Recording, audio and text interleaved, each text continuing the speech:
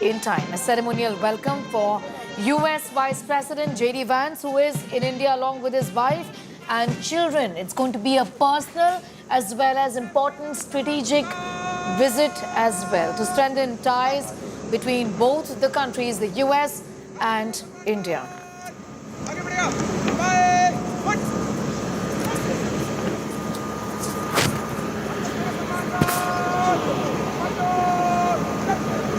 On the agenda, US and India would be discussing the possibility of signing a bilateral trade agreement, which would give, in fact, a sense of stability to both sides, a sense of security about what to expect of each other, given the new tariffs that have been imposed by the United States. Economic cooperation is what is expected. The negotiations are going to be around trade talks, the imposition of tariffs. India and the US have already set an ambitious target of more than doubling the bilateral trade. Shashank, in fact, from my colleague, in fact, from India Today Global is with us for the very latest on that. Shashank, once again, for our viewers, pictures are from the Delhi airport where the US Vice President is landing. In fact, his plane has landed at this point in time with his entire family. But on top of the agenda, and why this makes this visit so high stakes is because of India and US's concerns around trade imbalances, trade tariffs, and this certainly is going to be on top of the list, isn't it, when it comes to the agenda? Well, absolutely. I think it's important at the outset to say that J.D. Vance right now does not have any direct jurisdiction on issues related to trade and tariffs. Right now, the sense is that the Commerce Secretary and Treasury Secretary are running point on that. Regardless, J.D. Vance is a very important advisor to Donald Trump. Over the last couple of months, we've seen him really grow in stature as he has taken on more responsibility for the Trump administration, particularly on sensitive matters of foreign policy, including, of course, his visit to Greenland. He went to Europe to deliver a very harsh message on the Ukraine war. According to reports that we're seeing in the American media, he will probably be part of a task force that will deal with tariffs on China and the ongoing trade war. So again, this is someone who has acquired more and more responsibility as the Trump administration has progressed and is entering its fourth month. So we know that this is someone who's highly influential and has the ear of President Donald Trump. And that's something that's very important to India because having someone who can influence Donald Trump and advise him in a very key way in ways that are sensitive to India's concerns is extremely important from the Indian perspective. So India will be looking to develop that professional and political relationship. But also going forward, look, we are in 2025, within possibly a year or two, you are probably going to see the next cycle of presidential elections kick off for the 2028 election. And by most accounts, J.D. Vance is at this point in time the front runner to be the next Republican nominee for the presidency. So within 4 years, we could be seeing again a J.D. Vance presidency. It is, of course, too early to say, but nevertheless, he is one of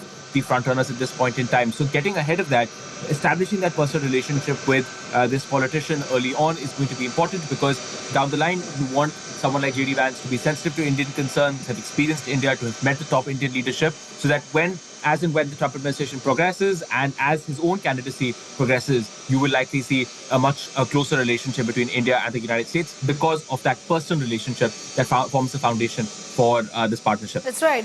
But Shashank, talk to us a little about how India would want this, and so would the US want this to be a bit of a win-win situation, isn't it? So tell us, in this context, what kind of leverage do you see India having as far as trade discussions and tariff discussions are concerned?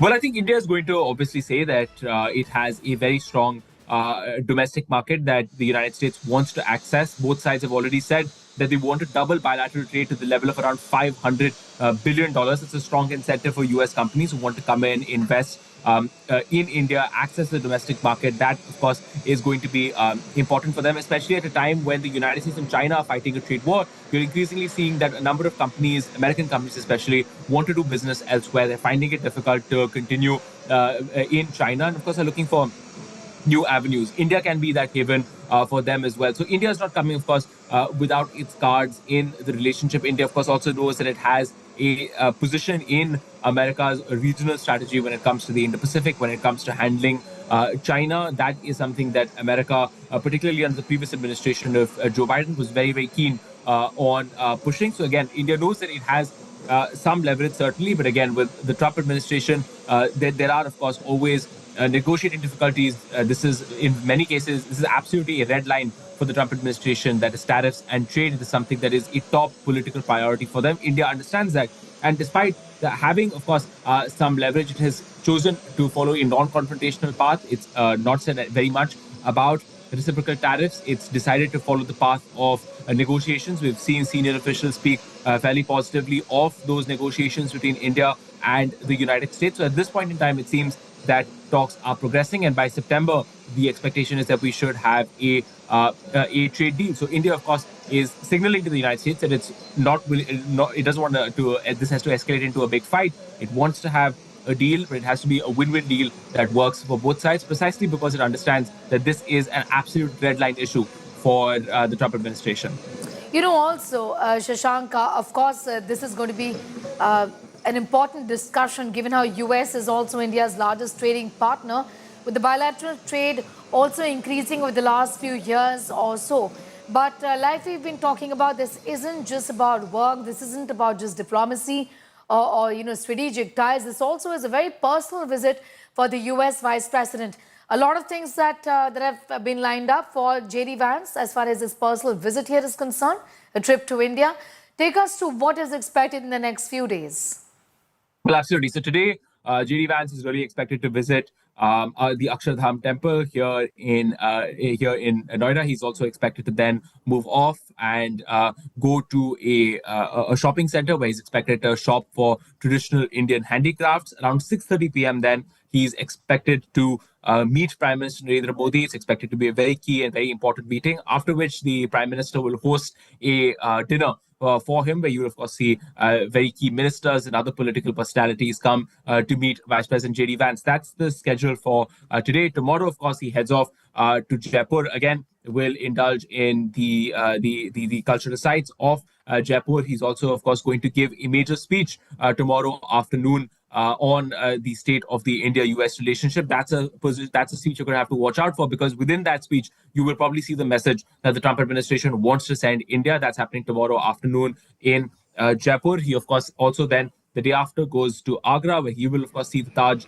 Mahal. He will also inaugurate an open-air market featuring traditional Indian goods and cultural wares. That is the 3-day visit. And, of course, on the 24th, he heads back. So, again, a packed visit, but definitely a visit that focuses very much on the cultural side of India-US relations, and of course, precisely because the 3 Vance children are, of course, accompanying their parents to this major visit, and of course, the idea is that they would like to introduce their children to Indian culture, to the culture of Usha Vance, their mother, and of course, that is going to be a key focus of this visit. Well, absolutely. Pictures are, in fact, to tell our viewers quickly, from Delhi's airport, in fact, the Palam airport, where US Vice President JD Vance has just landed. His plane has just, in fact, landed. Pictures are of the ceremonial welcome. At this point in time, a union minister would be, in fact, welcoming JD Vance, US Vice President, at the airport, receiving him at the airport. A meeting with the Prime Minister. On top of the agenda, like we've been telling our viewers, is trade. Look at these pictures live on your screens coming in from the Delhi airport.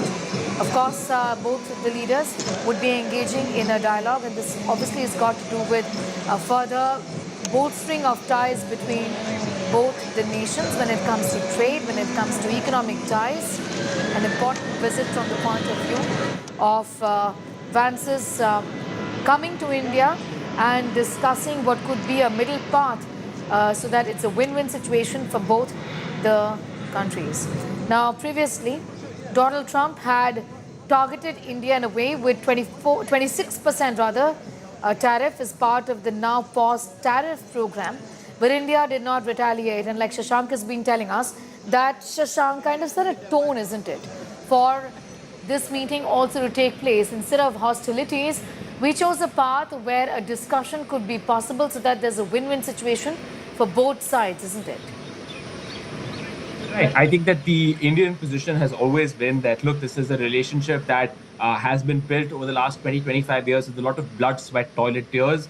Also, I think India understands that this is, many presidents come with their particular fixations, their particular policy priorities that they want to push. And with Donald Trump, tariffs and trade was definitely the issue that was most on the agenda for him when he was on the campaign trail. And then, of course, after he became president as well. So I think there was an expectation in India that this would be a key focus. Of course, India, like much of the world, was surprised by the scale of the tariffs that were announced. It has also been concerned about the impact that those tariffs have had on the Indian stock market and also on the global economy. Most countries have been. But I think, like a number of American partners, India has also chosen to pursue the path of dialogue and diplomacy. It believes that a deal is possible with the United States that keeps most parties satisfied. There's, of course, a bilateral trade agreement. We heard the Commerce Minister Piyush Goyal talk about how India is really looking to do business with countries that it trusts, countries that are developed, countries that play by the rules of the game when it comes to international trade. And that's why it's signing trade agreements, for example, with the European Union, with the United Kingdom. We've signed, of course, one with Australia, with the UAE. So the idea is that India wants to work very strongly with developed countries where it can play by the rules of the game and develop its economy as well. America is precisely one of those countries. So this fits into India's broader strategy as well. Of course, that does not mean it's all smooth sailing. It's, of course, going to be, from what we're hearing already, there are some disagreements between India and the United States as there are in negotiations on trade and tariff issues. America wants much more broad access to sensitive Indian sectors like agriculture. India has pushed back on those expectations. It's pointed out the difference between the American farming industry and India's farming industry that happens to be much smaller, where Indian farmers happen to be not as economically advanced as their American counterparts. So those discussions at this point in time are ongoing. But a visit like this by J.D. Vance, someone who is in a position to advise Donald Trump, influence him, and is really a key lieutenant in every real sense to the US president, having that sort of visit to convey Indian concerns or to get the American view on these issues will be extremely important, because this is someone who seems to be going from strength to strength in the Trump administration, which is really putting this visit really in its proper context. Absolutely. And also, Shashank, I want to take off from what you said about India's own concerns as well. As far as access to agriculture and dairy sector is concerned, given how these are the sectors that actually employ India's largest workforce. And there are so many domestic pressures back home here in the country for India to give.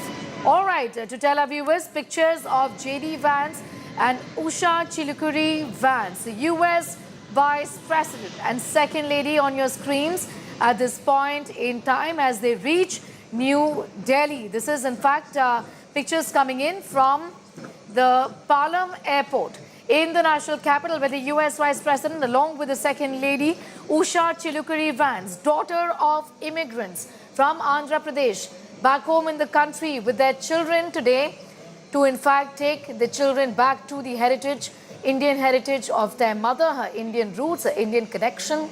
This is the visit of the US Vice President for the first time as the Vice President. In that position, Ashwini Vaishnav, Union Minister, has just received J.D. Vance, the US Vice President, to the country. A very, very hot day here in Delhi, but J.D. Vance is the Vice President and the Second Lady are here for 4 days. It's going to be a strategic, diplomatic visit, and it also is a personal visit for J.D. Vance, the US Vice President. You see on your screens at this point in time. Pictures are from the Delhi airport right now. I'm going to go back to Shivani and Shashank as we continue to stay with these pictures of the US Vice President who've just arrived in Delhi. Extremely hot, to tell our viewers that it is in fact today, and he is here along with his entire family, including his children.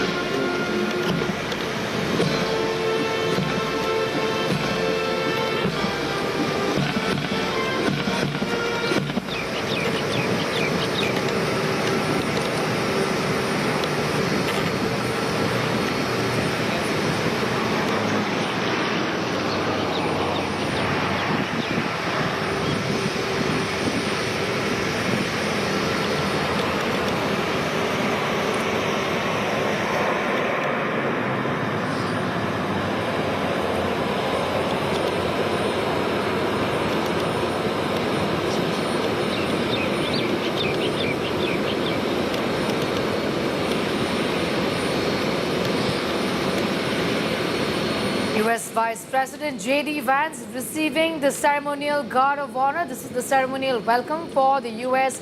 Vice President in the country today. This is, in fact, pictures are from the Delhi airport at this point in time, where the U.S. Vice President J.D. Vance is being welcomed. Not just him, he along with his wife, Second Lady Usha Vance, in the country at this point in time. Also with his children. This essentially is a strategic, a diplomatic meeting to discuss business between both the countries. But remember, it's also a visit which is deeply personal. Ashwini Vaishnav on your screens as well, who earlier received, just a few minutes ago, who received the US Vice President and his wife.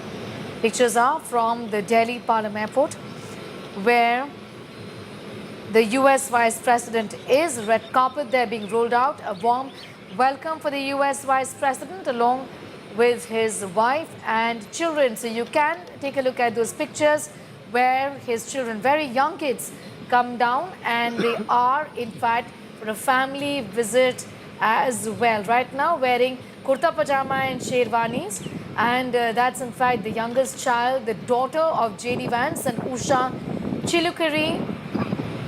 Vance at this point in time. This is in fact a chance, an opportunity for the parents to also introduce the children to the proud heritage of Usha Vance from Andhra Pradesh. This is about the Indian connection as much as this is about diplomacy. Being welcomed in these pictures, as you can see, by Union Minister Ashwini Vaishnav, with the three children, very young kids. Usha Vance, the second lady, Indian origin, and belongs in fact to a family of immigrants from Andhra Pradesh. They've landed at the Delhi airport at this point in time.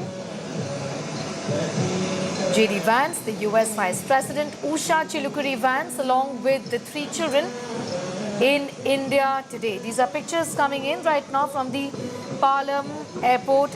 The children here, Ewan, Vivek and Mirabel, young kids of J.D. Vance, the US Vice President, Usha Vance, on your screens at this point in time. This visit is also a personal one. Remember, there are going to be things that the Vances as a family would be doing in the country for the next 4 days, that they would be here. An important meeting with the Prime Minister, but also a very important personal visit for J.D. Vance, who's come here for the first time as the US Vice President. His first visit after he took over as the US Vice President. Ewan, Vivek and Mirabel, the children of J.D. Vance and Usha Vance. On your screens, a cultural welcome for the Vance family at this point in time. Remember, Usha Vance is from a family of immigrants from Andhra Pradesh. She was born in San Diego. But this is the second lady with a deep Indian connection, Indian roots, something that the children would also get an opportunity to explore and be introduced to in this important visit this time around. Father J.D. Vance, the US Vice President, telling the children about possibly these performances on your screens. It's a cultural presentation. Remember, this is in fact, these are pictures coming in from the Delhi airport at this point in time. Union Minister Ashwini Vaishnav welcoming US Vice President along with his wife and kids. Possibly a little uncomfortable for them given the high temperatures in Delhi at this point in time. To tell our viewers that it's extremely hot in Delhi. It's above 40 degrees. Not very comfortable certainly for the family. But this is their opportunity to in fact connect with the Indian leadership as far as the US Vice President's agenda is concerned. Once again holding the youngest child. The family moves on from here. I'll try and go across to my colleagues in a moment from now. All right, I'm being told that Shashank is back with us, and so is Shivani. Our coverage here is in continuum. Shivani, to come to you first. Talk to us about what next as far as this visit is concerned. They are in Delhi at this point in time. What about the itinerary for the rest of the day? Of course, we know that he would be, in fact, in an all-important meeting with the Prime Minister later in the evening at 6. But what before that? Now they have landed at the airport station Palam, and from here they will be going to Akshardham temple, which is more sort of beautiful architecture, like temple.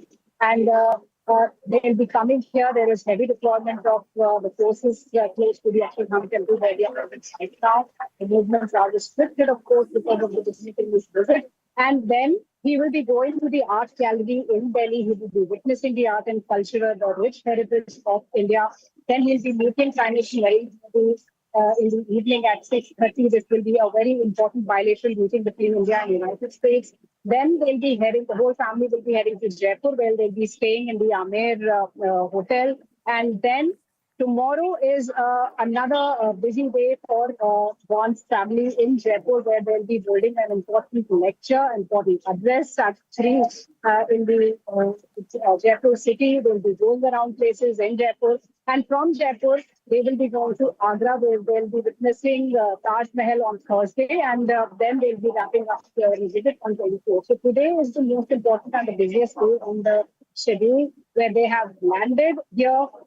They'll be coming to the Akshardham temple. They'll be going to the art gallery, as I was mentioning. They'll be meeting the Prime Minister and some other dignitaries. Also, there will be some close meetings also, as this is a very important, strategically very significant visit by the United States Vice President J.D. Vance as he comes to India for the first time after taking over. So this is certainly important, and remember, this is also very symbolic of not only being a strategic and a diplomatic visit, but he's visiting here with his complete family, his 3 children, his wife, who's of the Indian ancestry. So he wants to make the most of it. Apart from the diplomatic and bilateral ties, he wants to witness the rich cultural heritage of a country, the roots of Usha wants that are here in India, and they certainly want their children to know about them, how India and Indian culture feels like, what does it mean, and that's all they will be witnessing when they'll be coming to the Akshardham temple and to the art gallery,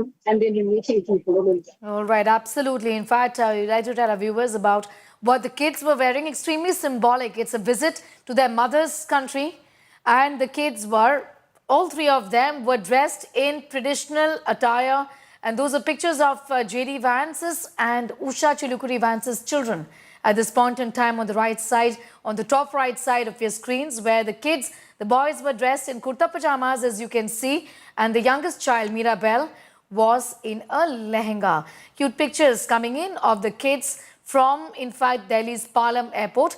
A quick word from Shashank as well. Shashank, a significant visit like we've been talking about. These are, beautiful pictures coming in. The deep connection between Usha Chilukuri Vance and her family here in Andhra Pradesh as well. When the Prime Minister met them for the first time, he also extended a very, the gestures were very warm between the Prime Minister and J.D. Vance's and the family as well. He got gifts for the kids. Talk to us about this bond also that the Prime Minister Narendra Modi always builds when it comes to opportunities like these, isn't it? Well, yes, I think that, American diplomacy, I think, really prizes that personal connect as well. Those personal relationships are extremely important. As a people, especially in their diplomacy, their leaders like to get to know their counterparts as individuals, as people, not just, hide behind their bureaucracy. So I think that definitely it was a strong gesture from the Prime Minister's part, of course. Keeping in mind the Indian connect that J.D. Vance's family has, of course, now that connect is, of course, only going to be further solidified by this visit by J.D. Vance's family. I also have to say that it is a historic visit in more ways than one, because until I was just thinking a little bit about the history of Indians in America, and how until really the 1960s, the United States used to restrict the flow of Indians coming into the United States. There were difficulties getting citizenship. Really, these Indians were not really wanted in the United States. 65 years later, we're standing here in 2025 and we're welcoming an Indian origin second lady of the United States. It really is, I think, a historic moment that I think symbolizes just how much America has changed and just how much the India-US relationship has changed. This was a relationship that has been very difficult for several decades, but over the last 2-3 decades has transformed entirely, and it's because of the contribution of course, people like Usha, Vance, people who in the day-to-day have made their contribution to America, have become that living bridge between India and America, and we're getting to see that play out right now on our screens, where the Second Lady of the United States is someone of Indian origin, and where this visit by a United States Vice President is as much focused on family and culture and India more generally as it is on his meeting with Prime Minister Modi. It is a historic shift, in the broader reporting, of course, of the conversation. It's good to keep that in mind as well about how much India-US relationships have changed over just the last couple of decades. Be with us, Shashank. I'm just going to come back to you and to Shivani in a moment from now, bringing in my senior colleague, Gaurav Sawant, our managing editor, also joining us this morning at this point in time. Gaurav, lovely pictures coming in from Delhi's Palam Airport, where the family has arrived in Delhi. But we've been talking about how important this is as a personal visit, but a lot of business to be done as well. Talk to us, what are the deliverables for both the countries as far as trade talks are concerned, strengthening economic bilateral relationship between both the countries concerned? Gaurav. The fact that he was given a Tri-Services Guard of Honor at the Palam Technical Area at Delhi is the first indication of how serious India takes the official visit of the US Vice President to India. So all protocols, the fact that there's a union minister in waiting to escort him, the fact that the External Affairs Minister, Dr. S Jaishankar, will be calling on him in a while from now, the fact that Prime Minister Narendra Modi has invited him for an official dinner at his residence, all of these are very, very major indicators. So there is an official link, there is a great personal link, there's a great personal chemistry and a relationship in this relationship. The fact that his wife is Indian, the fact that his children are dressed in that kurta pajama, all of that. Look, India and the United States of America, two of the world's most powerful and the largest democracies of the world. Noisy, yes. There's cacophony, yes. But these are two relationships, two countries whose relationship benefits not just the people in each other's country, but benefits, as the Prime Minister has put it in the past, it can benefit mankind, can benefit humankind across the world. The trade ties, well, right now there are hectic parleys that will go on. In the second part of his leg, they travel to Rajasthan, to Jaipur. In Jaipur, J.D. Vance will be delivering a very important talk, and that talk will give out perhaps to the public what his worldview is, but to a very large extent it is known. He echoes US President Donald Trump's line of America first. Prime Minister Narendra Modi, in the past 11 years, we've heard him, and even before that, when he was Chief Minister of Gujarat, Narendra Modi is very strong on India first. So when it's an America first and an India first, where do you find the middle ground? That's exactly what these hard-nosed bargaining and negotiations will be all about, that are about to kick off in a very critical stage. And that is why countries like China are very apprehensive. So while they watch from the sidelines, they know that this will impact China in a very big way. So there was subtle messaging, and there is harsh messaging that comes from there. So Vice President J.D. Vance's visit to India right now, which will be followed subsequently by the visit of Donald Trump to India for the Quad Summit, all of these are very, very critical pointers to where India-America relationship is headed in the times to come. Sneha. Absolutely. And, Gaurav, talk to us about the kind of leverage that India would have as far as, reaching a middle ground on trade and tariffs is concerned. So US President Donald Trump has described Prime Minister Narendra Modi as somebody who is a tough negotiator, who indulges in, hard-nosed bargaining, because he would want to see whatever is best for India and Indian interests. But when you negotiate, when you talk business, when you do a deal, it cannot be win-win for India and lose-lose for America. So there will have to be a win-win for America and a win-win for India as best as possible. So we will have to, look, many analysts and even on India Today have described this moment as a very critical inflection point for our country. 1991 was when we opened up our markets, and it's held India in great stead. This is that second major inflection point as far as our economy is concerned. How much are we willing to open up, to ensure that the best of the world comes here? What is it that we can leverage? Now, leveraging is not just in trade. You can leverage it strategically. You can leverage it in so many different ways. How much are we willing to do that? And how much are we willing, to cede ground and gain ground. Because Donald Trump also, he'll adopt a maximalist position, but that's just round one. What will this conclude with is the big question. Point one. Point two, when you talk to some of your trade negotiators or people who've been negotiating with them in Europe or in the United Kingdom or in other parts of the world, they say India indulges in real hard-nosed bargaining. There are times that Indian diplomats and negotiators, they've gotten up from the table and walked off if the deal is not in India's favor, and then they have to be brought back. And then there's a little gift from India, and there's a little gift from the other country. So all of that information is not yet in public domain. We will have to see what comes out of these negotiations. India has a lot of leverages. We're a big market. We have a young, growing middle class. We have a young population. All of that is our location, our strategic location. The fact that we're the world's largest democracy, the fact that we're the only country in this part of the world that's a counterbalance to expansionist forces, the fact that the global south banks so much on India, and the fact that India believes, it doesn't just say Vasudhaiv Kutumbakam, India believes in Vasudhaiv Kutumbakam. The fact that we are friends with countries like Russia and with Ukraine, with Israel and with Palestine. There could be two conflicting nations. India is friends with all. We may have a conflict with China. At the same time, we're negotiating with China. All of these things are watched by the world. So when they ultimately come down even to a trade deal, they see bigger gains. America will want to see the bigger gain. India will want to see the bigger gain. And we will see what emerges from this. But both countries realize they can't do without each other. Sneha. Absolutely. Gaurav, also this is not just about what India is expecting vis-a-vis relief as far as trade and tariffs is concerned, and also what the US is expecting.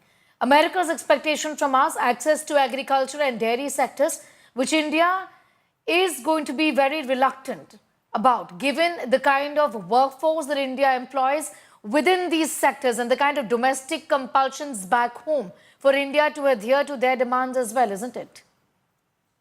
So, from what I have been told, and it's a very nuanced position that India will also take. It's not just in black and white. If we give them access, how much access? What do we give access to? If we want to seek access, how much access are we seeking? This is where that bargaining comes down to nuts and bolts. It comes, if we're going to give them some access, it cannot be blanket access. And even if you talk about the dairy products that will come in, how much of the dairy products will flood India's market? How much will it remain for niche? What kind of agricultural products come into our market?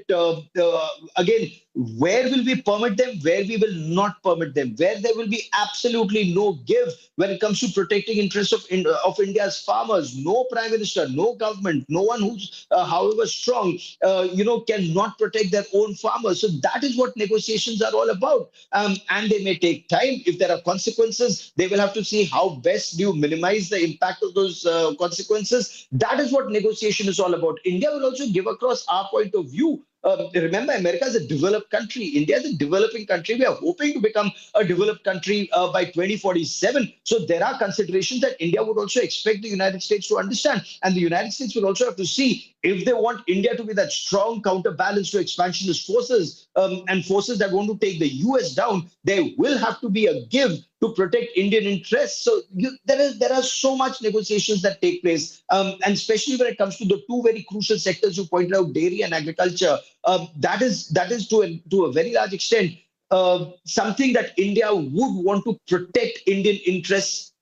Perhaps seeing what are the costs. So again, there are mitigating factors that you will look at. There are factors that you will see what are our gains in another sector. What kind of defense hardware do we want? What kind of strategic gains do we want? What are we giving to get what we want? So the negotiations are only starting, and we'll see what comes out. But perhaps in this JD Vance visit, we will hear a public articulation of the American thought process. We've heard, Secretary Lutnick, and he was on India Today. We heard him on India Today. We've heard them in the United States of America. We know what Donald Trump is thinking. He's even in the election campaign, he called India a tough negotiator with maximum tariffs and the tariff king of the world. But There are places that our tariffs need to go down. We need to protect our industry. At the same time, our industry also needs to come up to global standards. Protectionism does not mean that you don't give the best world-class quality to your consumers. Your consumers also cannot be denied the best that's available in the world. So these are things that the government and the negotiators will look into, Sneha. Absolutely. Also, this is not just about tariffs. This is also about, Gaurav, deepening the economic ties that both the countries, share in that sense to further boost trade ties.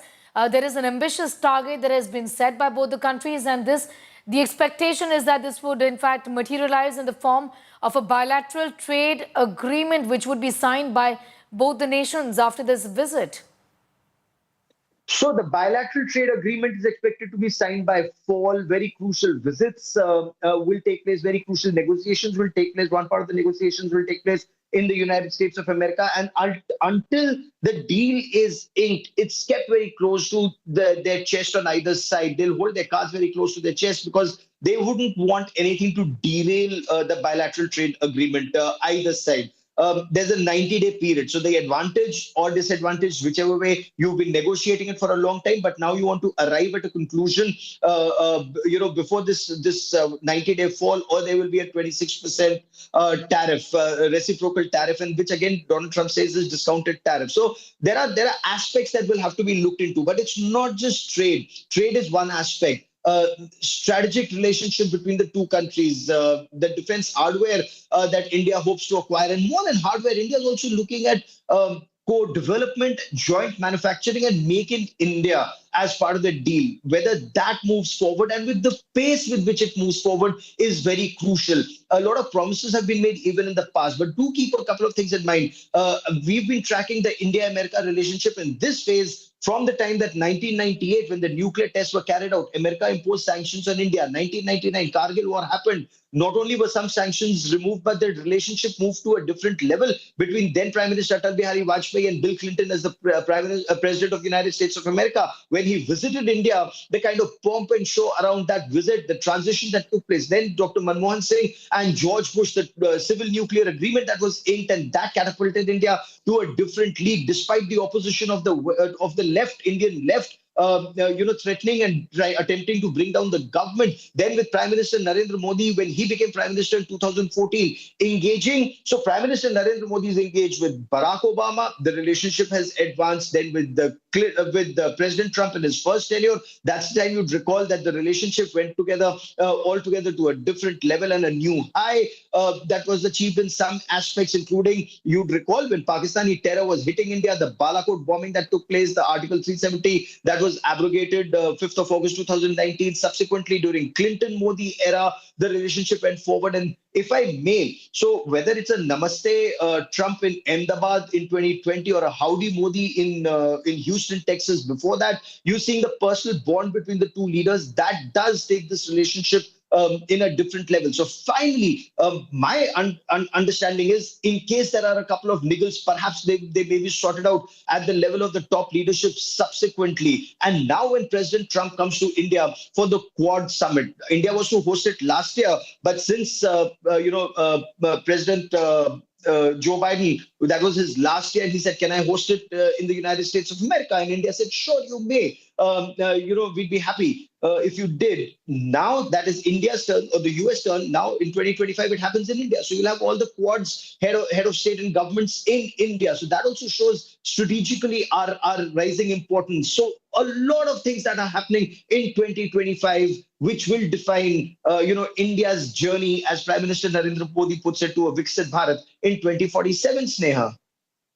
I'm just going to come back to you for more details and more perspective on that important visit. Gaurav taking us back in time and telling us about why this is so crucial, given the kind of ties that both the countries have had. And the context of this is so important, given what are India's expectations. It's not just trade, tariffs and business, but it also has got to do with defense procurement.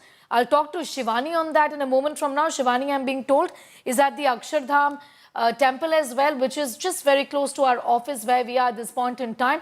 At noon, the Vances would be there. But before that, Shivani, a quick word from Piyush, who's at the airport. Piyush, those pictures coming in from the airport today where J.D. Vance and his wife, Usha Chilukuri Vance, along with their 3 kids, dressed in beautiful traditional Indian attire, landed a very hot day, I'm sure, but it's a visit that I'm sure the Vance family is looking forward to.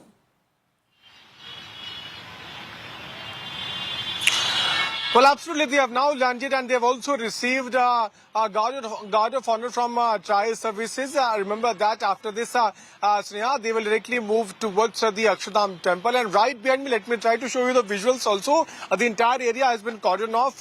The security has now taken over the entire area. We can see senior police officials of Delhi police are deployed there. The entire periphery of Param Technical Airport has now been barricaded, and only the route which goes towards Akshardham has been cleared. So a green corridor has been created for JD Vance. The moment he comes out of the airport, his convoy will directly head towards the Akshardham temple. Remember that he has come with his family members, and when they also came out of US plane, we saw how her family members are also putting up Indian traditional attire. When we go to temple in Indian culture also, we see as to how we also put up these Indian traditional attires, and in similar fashion we are seeing how the family members of JD Vance are also doing the same thing. So they will directly head to Akshardham temple, and after offering prayers there at Akshardham temple, they will have JD Vance will have a meeting with a few embassy officials, and today later in the evening he will go there at the residence of PM Narendra Modi to take part in the bilateral talks. And after that PM Narendra Modi has also hosted a dinner for JD Vance and his family members. Before that, when the bilateral talks will take place, we can expect the focus on trade, also the tariff war which is going on. A lot of issues could also be there. Different defense equipments will also be one of the important aspect on which other talks will focus on. So there are multiple issues on which talks could take place. But before that, let me also try to show you the live visuals. We are now seeing as to how few vehicles are now coming out of Param Technical Airport. So any minute from now, we can expect the convoy of JD Vance moving out of the airport and moving towards the Akshardham temple. A couple of minutes back, when he landed here at Param Technical Airport, he was received by Union Minister Ashwini Vaishnav. Soon after that, we saw he received guard of honor by trial services, and after that, a few cultural performances also took place inside the airport itself. When Vance had landed, he along with his family members have come. Usha Vance, his wife, who is from Indian origin, she along with their kids, all of them have come, and after now they have landed here at airport.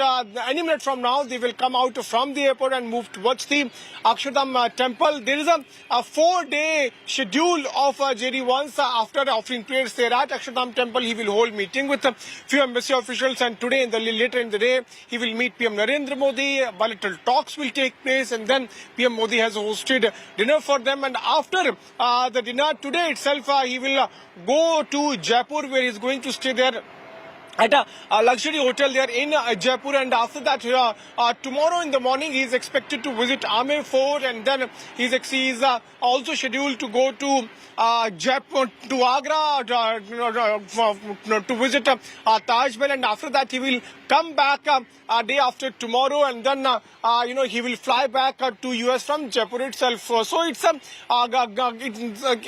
4-day visit of US Vice President JD Vance, who has come to India for the first time after assuming the office of Vice President of America. Remember that there are multiple issues on which America would also want India to focus on, be it about taking about defense equipments or about having tough talks on trade. Remember that after the Trump's administration decided to impose a tariff also on India, though there is a 90 days period which has been also decided on which the government of United States of America is going to put a halt on. But there are other issues also apart from tariff on which both the governments would like to focus on, and that will take place today in the evening. And after that itself, we can expect him to fly to Jaipur, and then there are different programs programs in Right. which JD Vance will take place. So right now the visuals, those are there on the television screens, are the visuals of Palam Technical Airport. That's right. And Pictures are from the Palam now, Technical Airport at this point in time. I'll come back to you, Piyush Mishra, in a moment. Shivani, also with us from the Akshardham temple at this point in time. I can see the temple right behind you. Tell us about the kind of tight security arrangements in that part of Delhi where you are, Shivani, not too far away from our office right here. That's East Delhi, to tell our viewers. This is the Akshardham temple in the national capital where the US Vice President and his family along with his wife and children would be visiting in some time. Shivani. Sneha, I'll keep showing you the visuals of the arrangements here at the Akshardham temple where JD Vance, the US Vice President, along with his family will be arriving shortly from now once he comes out of the airport, where he has been awarded a welcome, a grand welcome, a guard of honor. At the Akshardham temple, you see the heavy deployments of the police and the central forces here. The restrictions for the other people have been there since morning so that the guests can be given a security cover, and the whole area has been sanitized. Only restricted movement is taking place out here. We can also show that some posters have been put here to welcome JD Vance, Swagatam, welcome. And these posters have been put through the national capital to show the kind of welcome gesture that India has put up for the Vice President of United States when he comes here for the first time after taking over office. And here at Akshardham, let us tell you that this is not the only VIP who is coming here. We've seen how Rishi Sunak, the former PM of United Kingdom, when he was here in India, he also visited Akshardham. And now JD Vance, along with his wife, who's from the Indian ancestry, Indian roots, she will be also coming here, Usha Vance, along with their 3 children. So this will be the first destination of the US Vice President here in India when he comes here on a 4-day visit, a very important one.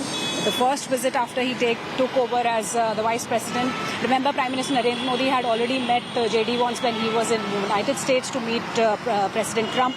I'll show you the pictures of Akshardham because, you know, Akshardham has great significance. This is Swaminarayan Temple.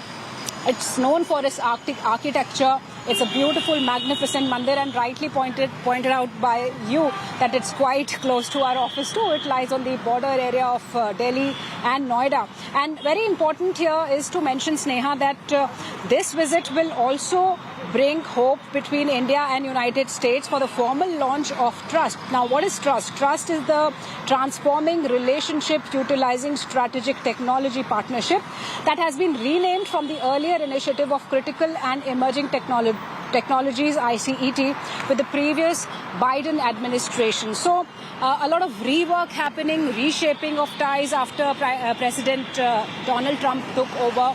A lot of talks on tariffs, as we've seen that with a number of countries, including China, there's a tariff war that America is taking on.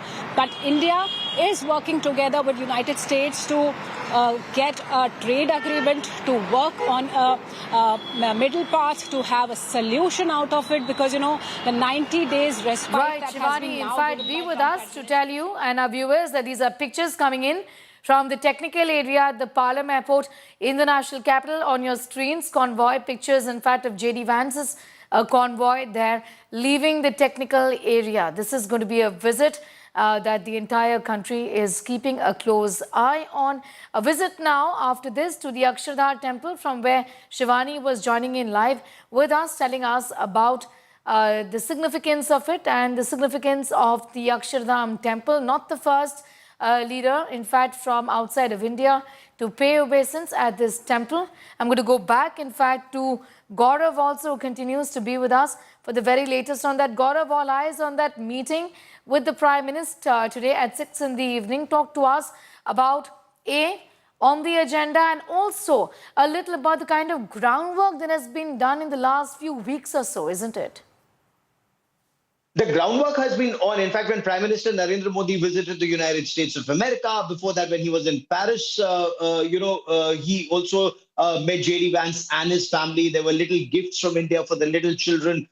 Engaging with the Vice President so extensively, giving him the kind of importance. That just shows that India is investing not just in the current leadership, but also engaging very extensively with the future leadership of the United States of America and with several other countries. That's one very important signal that Prime Minister Narendra Modi has repeatedly given out, engaging with current and future leaderships, because that is where India remains absolutely on an even keel. The message is that this is an investment in a relationship which is not short term, which is not just one leader oriented. It is India remaining invested in the leadership in the United States of America and vice versa. All of this is long term, the goal being Viksit Bharat, or a developed India, by 2047. When you talk about, and what is the way of doing that? That when you have a negotiation, it is futuristic. When you have an agreement, it is futuristic. What will benefit India in the long run? Why is that critical technology so important for India's growth story? Why is it that the entire world, and especially post 2020 COVID, has realized that you need to ensure that you haven't put all your eggs in the China basket? China can weaponize it. China has weaponized it. India is a democracy. India is a powerful democracy, and a very vibrant country. And even in India, the effort is to ensure that critical technology isn't concentrated in any one part of the country. It is so diverse. Whether it's in you look at some things in Tamil Nadu, some things in Gujarat, some things in Karnataka, some things in Uttar Pradesh, some things in Maharashtra, some things in Andhra Pradesh. So all of that, you're trying to ensure that it's really spread out. India is also working very extensively on the India, Middle East, Europe economic corridor. Remember, during Prime Minister Narendra Modi's India's presidency of G20, this IMEC concept came, and IMEC, India is pushing ahead very extensively. So, and when Prime Minister Narendra Modi visits Saudi Arabia, again, that visit for 2 days starting tomorrow, very, very important to send out a signal. And this is where there's a lot of signaling also that is on. And one expansionist power to India's north is watching every development very closely, because all of this will have a direct impact on China. US doesn't want a very strong China that will bully the United States of America or try and unseat it as the number one power in the world. To a very large extent, China is getting there and trying to accelerate that. Is that in India's interest? Clearly, India's interest is always a multipolar world that has more democracies that are powerful. And that is where India is playing a very critical role, keeping engaged with the United States of America, with the European Union. EU leaders were in India. So that trade agreement is in the works with the United Kingdom. Now it's just waiting for that last push to sign the BTA or the free trade agreement with the United Kingdom.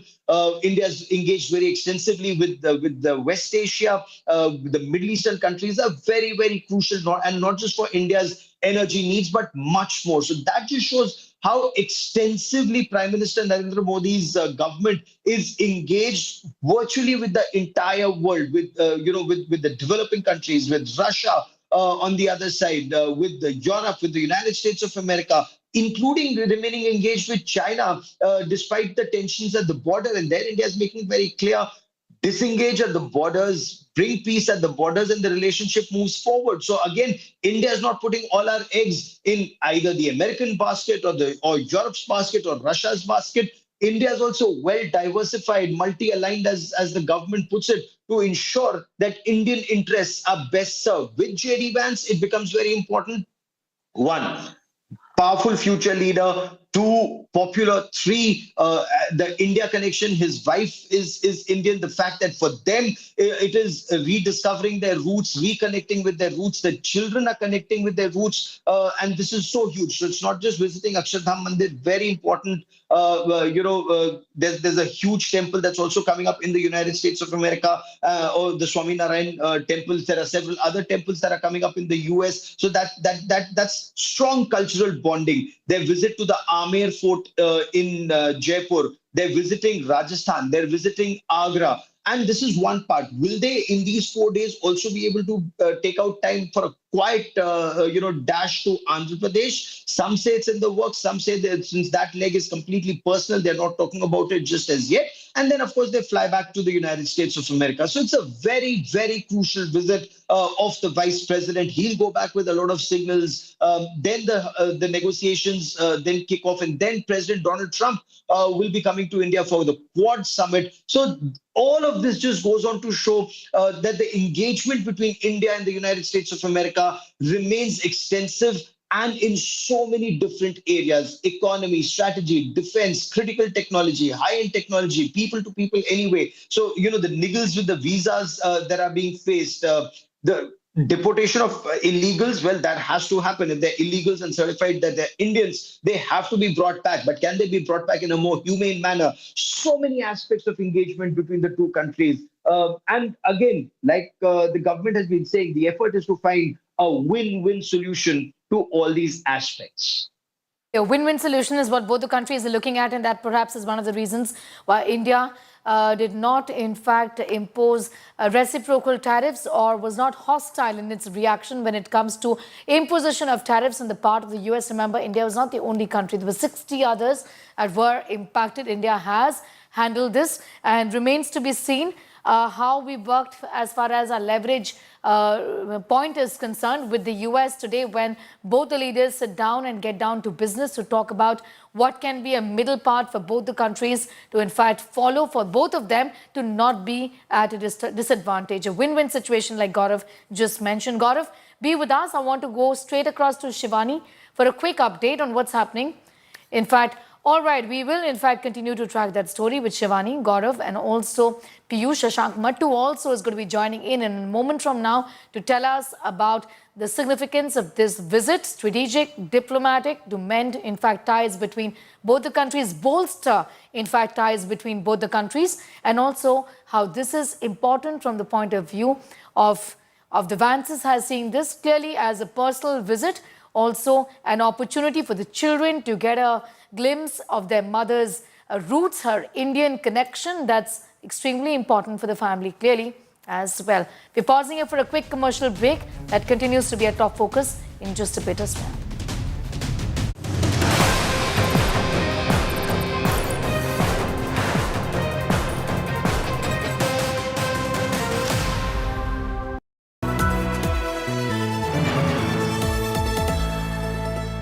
Motorola Edge 60 Fusion.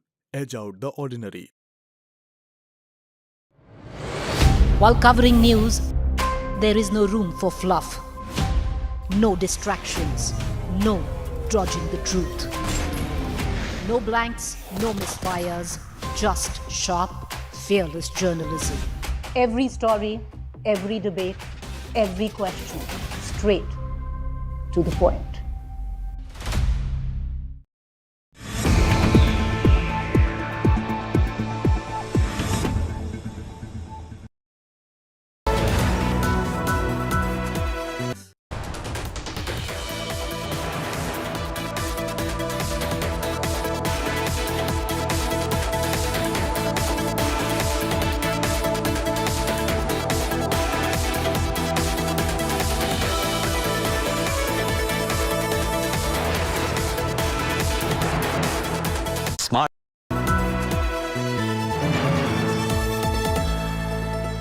Next year, that'll be me. Stop.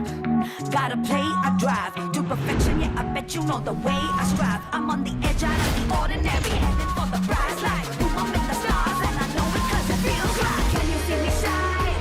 True colors, do you feel? I will never be ordinary. Introducing the all-new Motorola Edge 60 Fusion. Edge out the ordinary. Hello, Moto.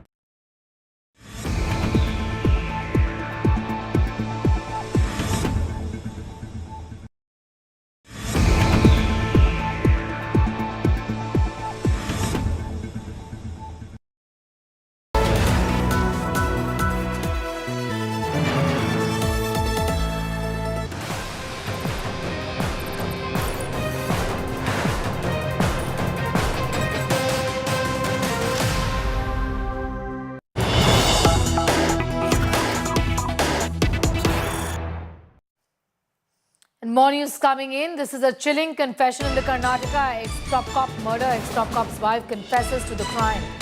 Her wife is suffering from schizophrenia for the past 12 years. Son Karthikesh does not accuse his mother and sister. Wife of Om Prakash Pallavi reportedly confessed and said, "I was the one who committed the murder," quote unquote. Karthikesh has not made any direct allegations against his mother, the son of the victim here. Pallavi herself called the cops and confessed to the murder, is what we are learning. The wife essentially has confessed. The police have taken the wife and daughter Kruti into custody. Son Karthikesh was not at home when the crime took place. I'm going straight across to Sagai Raj for more details on that. Sagai, horrific, in fact, crime being reported there from your city. Talk to us about what happened here. I understand the accused here is suffering from a mental disorder. Schizophrenia is a mental disorder. What's the background of this murder? What happened? What has the accused now said in her confession?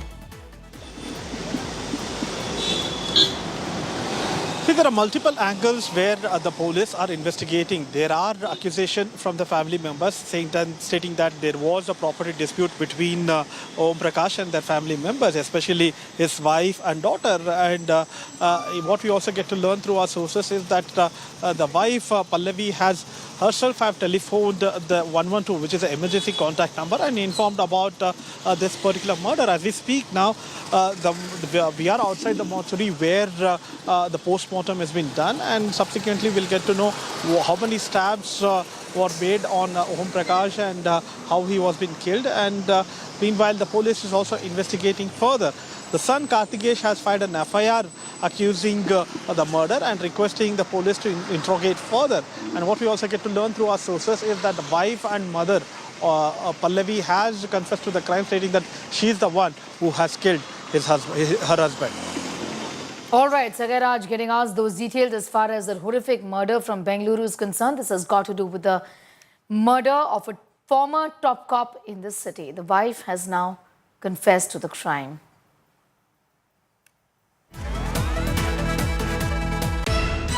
Om Prakash has been murdered, they say by his own wife, but the investigation is on. Until and unless we get the report, the investigation report, we cannot conclude anything. The investigation is on. They are looking at various aspects. Once the report is with us, then we can say how the murder is being done and so on. Former Karnataka Director General of Police Om Prakash was found dead under mysterious circumstances at his Bengaluru residence on Sunday. Preliminary reports indicate that authorities found stab wounds on his stomach and neck. An FIR has been registered based on a complaint filed by the deceased son. According to the security inspector, the DGP was stabbed in the neck and head. He claimed it seemed to be a premeditated act and that the DGP was distressed and fed up with his wife's behavior. According to sources, the DGP's wife had been battling schizophrenia and was undergoing treatment for 12 years. She was often in a delusional state. She had reportedly complained to her family members that she feared her husband might harm her. She claimed that the DGP had threatened her multiple times. Around 4:30 in the afternoon, the information of death of Sri Om Prakash, ex-DG and IGP of Karnataka State, was received. See, there is a lot of blood loss, possibly that may be the reason for death. So, sharp weapon has been used, it seems, initially, prima facie, because of which the death has happened. Complaint is still getting formalized. Once the complaint is given, FIR will be registered. Every single aspect will be taken up, and once we are clear with the incident, we will take further action.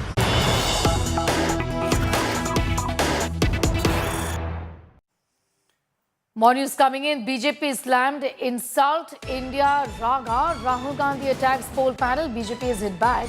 The Saffron Party claims Rahul Gandhi's foreign toolkit rerun. Rahul Gandhi had in fact hit out at the Election Commission. Maharashtra voter fraud.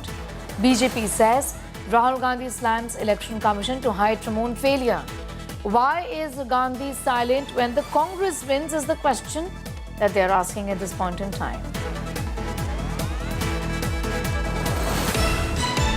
More people voted in the Maharashtra Assembly elections than there are adults in Maharashtra. This is a fact. So we asked them, but look, you have videography taking place. If we ask, they not only refused to give us the videography, they changed the law so that now you're not allowed to ask for the videography. It's very clear to us that the Election Commission is compromised. It's very clear that there is something very wrong with the system. All right, these are comments that are made by the leader of the opposition while in the US, and the BJP is extremely critical of what Gandhi in fact essentially has said in the US. The BJP says this is in fact speaks volumes of the fact that he's only making an effort to hide his failure is what the BJP has said. Tom Badakan is with us to share with us the BJP's point of view as far as Rahul Gandhi's statements, Mr. Badakan, on foreign soil is concerned, hitting out at the Election Commission saying that the body is compromised. He is compromised. That is the problem, because essentially he's been compromised by the mandates he's been receiving. 90 elections and they've lost. When you win in Karnataka, elections are wonderful. The Election Commission is doing their duty. And in Himachal, well, elections, people have supported them. And even in Punjab, when Aam Aadmi wins, they glorify the Election Commission. But when they lose, grapes are sour. And why? Because essentially the dynast who's supposed to lead the Congress has led them to doom. And the Election Commission from time to time has answered all their questions. They've been put everything on the table and they refuse to listen and watch. Now, the issue here is this dynast who is on bail goes abroad and tries to defame our country, my country, and he does this so periodically that he is trying to build an alibi for losing and trying to gain international sympathy. This doesn't work because essentially people across the globe know exactly what is happening in India better than many Indians do. So the fact of the matter is whatever the Congress party does and the narrative it builds is foiled by the fact that they lose election after election, not because of the Election Commission, but because they don't connect with the people of India. That is the reality these congressmen must realize and change their leadership if they have to survive in this democratic setup. All right, Tom Badakan, I'm going to thank you for joining in with your views, with the party's views on that big story that we're tracking. Rahul is also with us for the very latest on that. Rahul, essentially these comments by Rahul Gandhi have obviously and expectedly not gone down well with the BJP because they say this is of course defaming the country and our institutions on foreign soil, which isn't acceptable. This is to hide your own failures. Well, Sneha, this is not the first time when Rahul Gandhi is facing such allegations. So earlier also, whenever he had visited, foreign countries and spoken about issues, BJP always, alleged this. Now, Congress has always been dismissive of such allegations. They are saying that Rahul Gandhi is not making up something. He's only putting forward the harsh realities of Indian democracy and whatever concerns he has raised in Boston, in America. They are genuine concerns which Congress party has faced in the recent Maharashtra elections. Rahul Gandhi recounted that how 65 lakh votes were polled in last 3 hours on the day of polling in Maharashtra. How videography has not been provided so far, how the complete voter list has not been provided so far by the Election Commission, even though he himself held a press conference with Sanjay Raut and Supriya Sule. So as far as Congress is concerned, they are convinced that Rahul is only raising genuine concerns and genuine issues pertaining to the election process of India, and therefore one should not have any problem with that. BJP is trying to create this narrative that Rahul is defaming a country and the entire democratic process of the nation. However, Congress is just not convinced. They are saying that rather making such narratives... I'm coming back to you in a moment from now. In fact, MP of the Congress Party from Saharanpur, Imran Masood is with us. Imran Masood, आप कैसे देखते हैं इस बयान को? BJP का ये कहना है कि देश के बाहर जाके वो इस तरीके से इंस्टीट्यूशंस को, इलेक्शन कमीशन के बारे में इस तरह की टिप्पणी करते हैं, ये उनके खुद के फेलियर्स को कवर करने के लिए है। आज इस दौर के अंदर जब पूरी दुनिया, अब मैं यहाँ बोल रहा हूँ, पूरी दुनिया सुन रही है, तो इस बात के कोई मायने नहीं रहते। जो बात राहुल जी ने यहाँ पे कही थी वही बात वहाँ पर कही है। उसके ऊपर आपने करा क्या है? आप उसके ऊपर तो बात करते नहीं हो, आप बिला वजह की बात इधर उधर की फैलाने लगेंगे। जो राहुल जी ने सवाल उठाए उन सवालों के जवाब चाहिए, उन सवालों के जवाब दीजिए। जो चुनावी प्रक्रिया को पूरी तरीके से पारदर्शी होना चाहिए। तो आप कह रहे हैं कि बीजेपी को रिफ्लेक्ट करना चाहिए और इस तरीके से बाहर जाके बातें करना, ऐसे कोई इसमें कोई बड़ी बात नहीं है, आपका ये कहना है? बड़ी बात, एक बात बताइए, इनमें कौन सी बड़ी बात है? जो यहाँ बोल रहे हैं वही वहाँ बोल रहे हैं। क्या सारी दुनिया देख नहीं रही है? सारी दुनिया तो यहाँ की भी, अब मैं यहाँ बोल रहा हूँ, आपका न्यूज चैनल पूरी दुनिया के अंदर देखा नहीं जा रहा है क्या? इमरान मसूद, ये पहले भी कहा गया है बीजेपी की तरफ से कि बार बार वो जाते हैं और ये टूल किट का एक पार्ट है, तो उस टूल किट के बारे में आप क्या कहना चाहेंगे? नहीं, ये तो बीजेपी के लोग लगातार ऐसे ही नैरेटिव फैलाने की कोशिश करते हैं।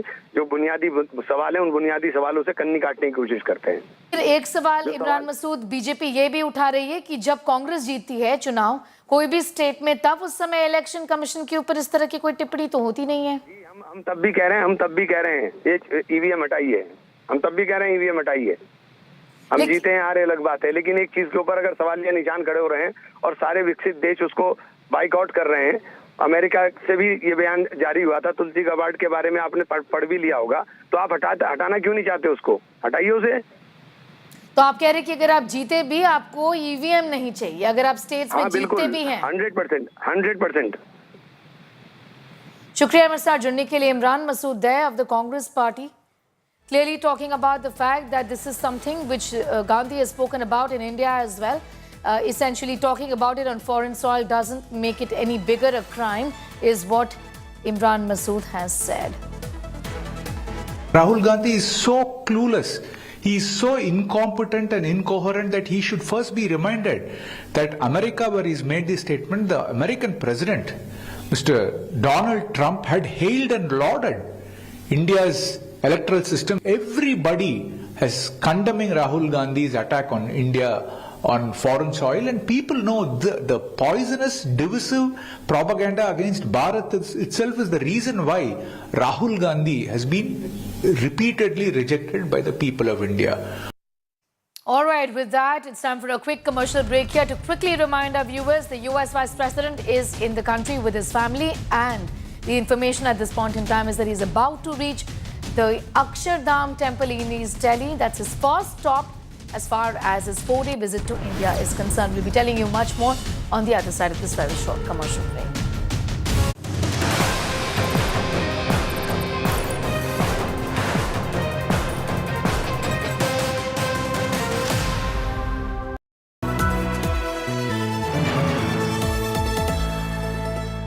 Motorola Edge 60 Fusion. Edge out the ordinary.